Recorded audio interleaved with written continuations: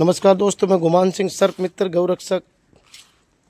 जो अभी ये गौ माता का रेस्क्यू, जो गौ माता का अभी मेरे पास कॉल आया, इसको दूर नागौर पहुंचाई जाएगी।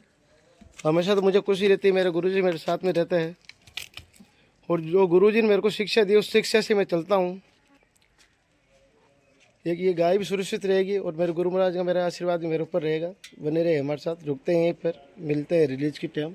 जय हिंद, जय भारत। नमस्कार दोस्तों, मैं सर्प मित्र गुमान सिंह गौरक्षक।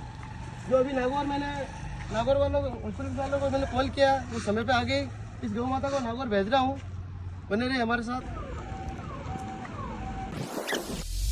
इन दुनिया में गौ माता भगवान कही जे,